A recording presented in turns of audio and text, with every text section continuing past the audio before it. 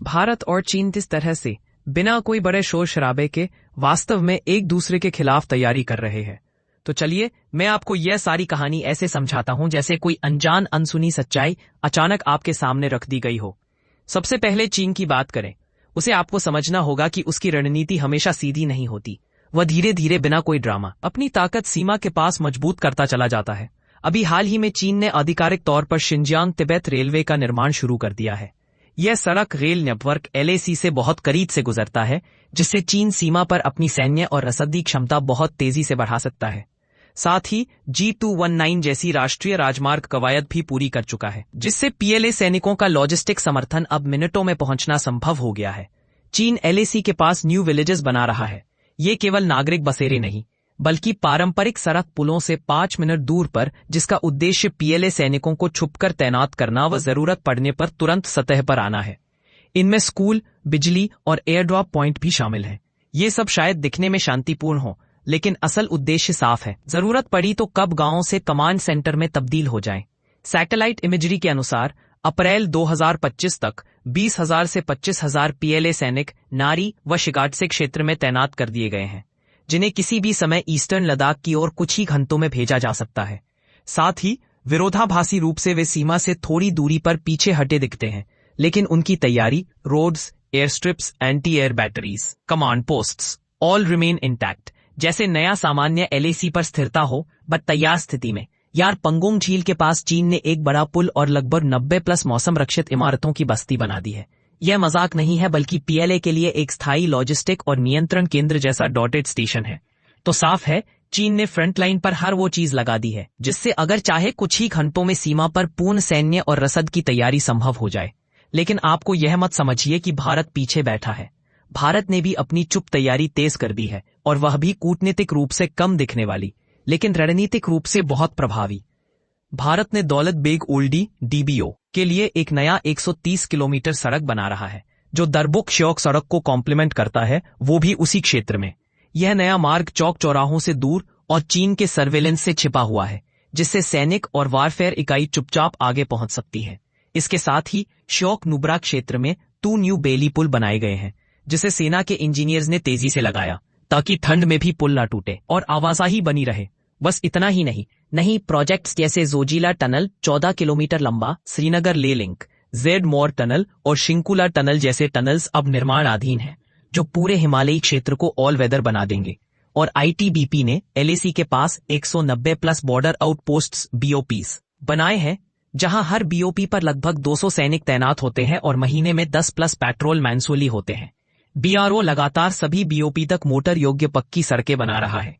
शराब प्रभात या वाद विवाद नहीं, लेकिन जनवरी 2025 में अरुणाचल प्रदेश में अचूक प्रहार नामक एक बड़ा हाई ऑल्टीट्यूड अभ्यास हुआ, जहां सेना और ITBP ने मिलकर सिमुलेटेड वॉर कंडीशंस में fire power coordination, rapid response जैसे ड्रिल्स किए। जेन्स डिफेंस वीकली की सैटेलाइट इमेज रिपोर्ट बताती है कि दोनों देशों की सेनाएं LAC पर पीछे नहीं हट रही, बल्कि वहां उनकी स्थिति मजबूत होती जा रही है। भारत ने camp shelters, artillery, armoured vehicles लगाए हैं, वहीं चीन ने anti air systems, fortified posts, logistics infrastructure किया है, जिससे कोई भी एस्केलेशन मिनटों में हो सकता है।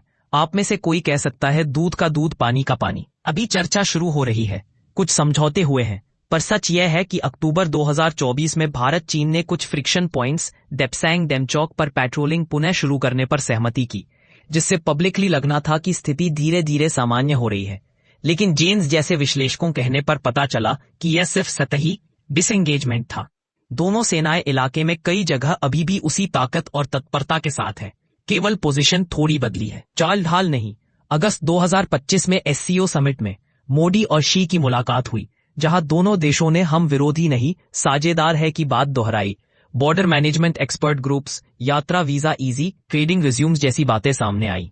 लेकिन इस सब के बीच चीन ने ब्रह्मपुत्रा पर मेडोक डैम जैसी मेगा हाइड्रो प्रोजेक्ट्स की नींव रखी है, जो सीधे पर्यावरणीय व जन सुरक्षा मोर्चा खोल सकती है। भारत ने भी जवाबी तैयारी तेज की है। चीन अपनी सीमा के पास ड्यूल यूज इंफ्रास्ट्रक्चर बना रहा है, सड़क, रेल, गांव, एयर ड्रॉप, कमांड पोस्ट्स, ताकि किसी भी वक्त एक फुल स्केल मोबिलाइजेशन हो सके। भारत चुपचाप इसके सामने अपनी भी ढाल बना रहा है, नई सड़कें, बेली पुल, सुरंगें, पुल, BOP नेटवर्क अभ्यास, ताकि तेजी से सेना पहुंच सके जब जरूरत हो।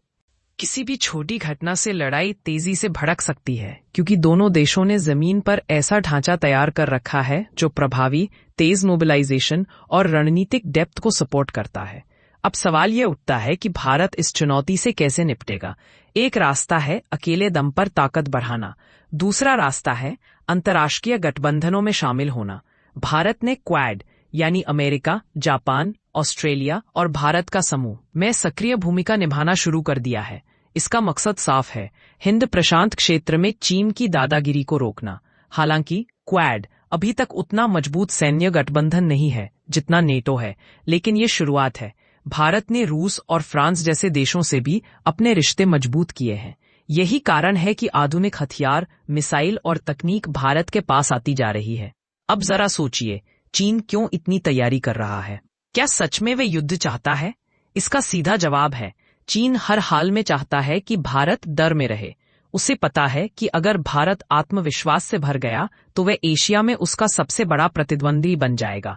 इसीलिए चीन चुपचाप ये माहौल बना रहा है ताकि जब भी उसे जरूरत पड़े वह अचानक झटका दे सके और भारत को दबा सके।